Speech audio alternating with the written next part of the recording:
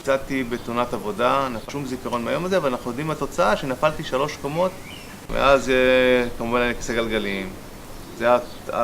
זאת התוצאה של הפציעה שנפגעתי בגב, בחוט השדרה.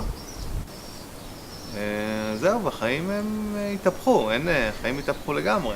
אליי! כשנדמה היה לאורי כי חייו כבר לא יהיו נורמליים שוב, קרתה תפנית מרגשת בחייו ופגש בלוקה. הכלבה שראתה מעבר לכיסא ולעיתים אף גרמה לו להרגיש כאילו אינו מוגבל כלל.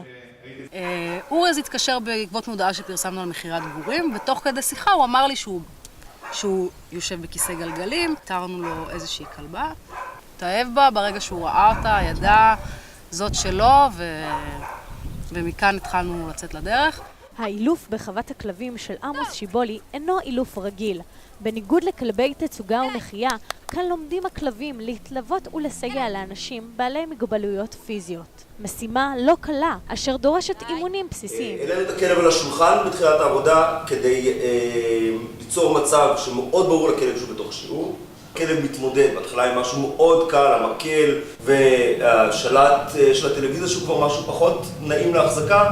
יופי, יופי, קול, יופי. וכמובן מפתחות שממש ניתן היה לראות שהכלב מתלבט איתם, איך לקחת, מאיפה לקחת. טובה, אליי, אליי, יופי.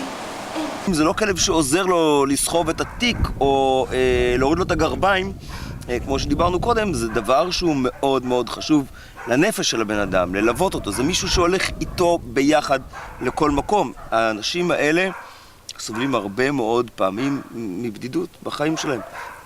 הכלב הזה פותר להם את זה. לך יש משהו אחר לעשות.